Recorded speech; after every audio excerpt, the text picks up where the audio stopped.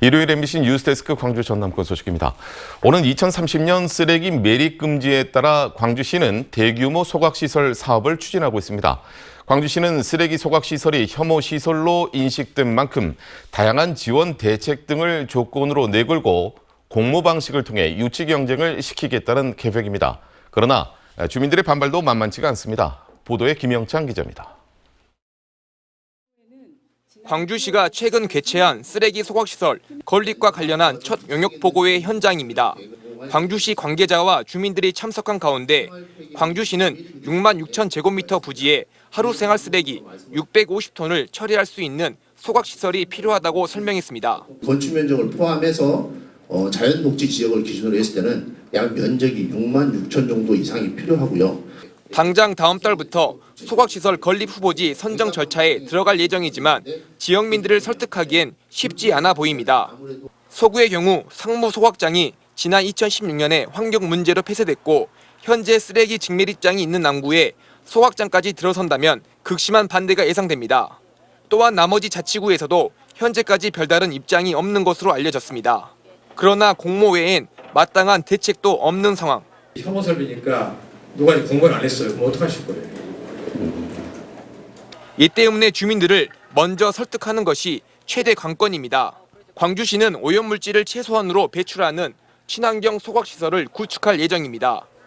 여기에 전체 공사비 중 20%로 공원과 수영장 등 체육시설을 짓고 폐기물 반입 수수료에서 일부를 주민 지원 기금으로 조성하는 등 주민 수용성을 높이는 방안을 내놨습니다.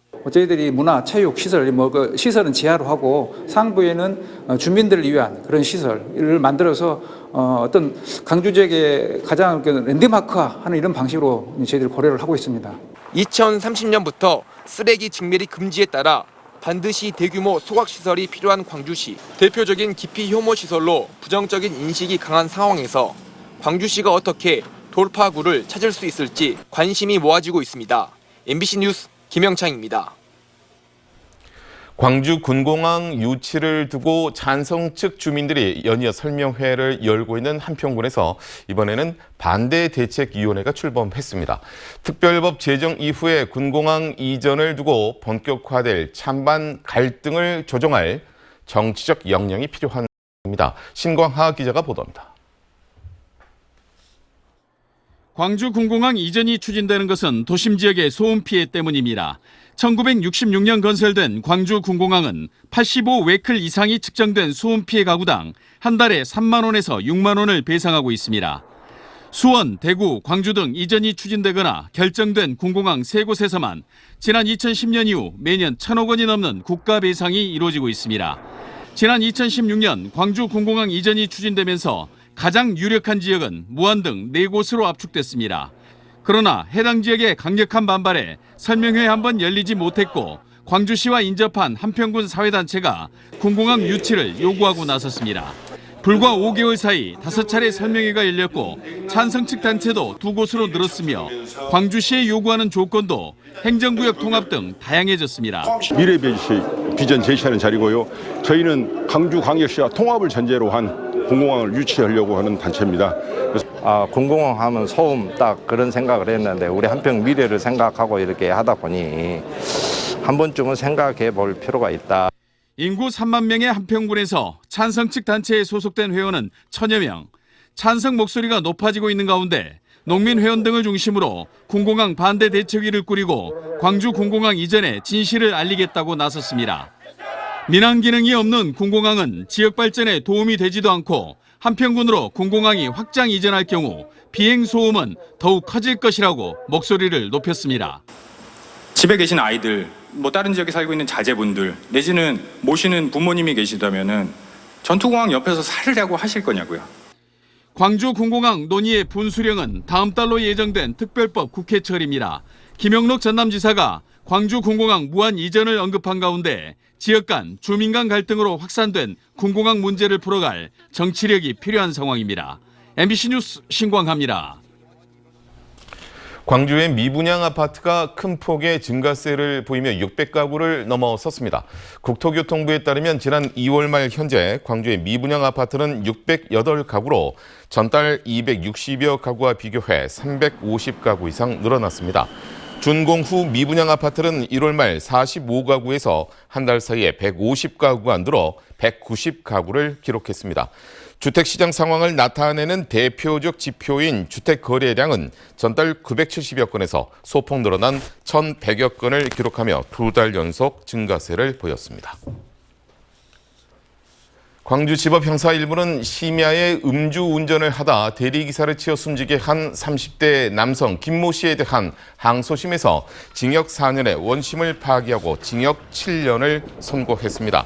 재판부는 김 씨가 면허 취소 기준을 크게 웃도는 만취 상태에서 운전을 하다 한 가정의 가장을 사망하게 한 책임이 매우 무겁고 음주운전 엄벌에 대한 사회적 필요성이 크다는 점을 고려해 1심보다 형량을 늘려 이같이 판결했다고 밝혔습니다. 1996년 교육재정 확보 요구 집회에서 경찰의 강경 진압으로 사망한 고 노수석 열사의 27주기 추모 행사가 열렸습니다. 노수석 열사 추모 사업회는 유족 등이 참석한 가운데 어제 낮 광주 북구 망월동 민주열사 묘역에서 추모제를 갖고 교육의 공공성 강화를 위해 행동했던 고인의 뜻을 이어갈 것을 다짐했습니다. 광주 출신으로 연세대 법학과 2학년생이던 노 열사는 김영삼 정권의 대선 자금 공개와 등록금 동결 요구 집회에 갔다가 경찰의 강경 진압에 숨졌습니다. 식목철을 맞아 한국 토종 나무를 심는 행사가 열렸습니다. 원불교 환경연대 등은 어제 영광 백숲에서 지역 아동센터 어린이 등과 함께 오얏, 정향, 미선나무 등 우리나라에서 자생하는 토종 묘목 10여 종을 나이만큼 심는 자리를 마련했습니다.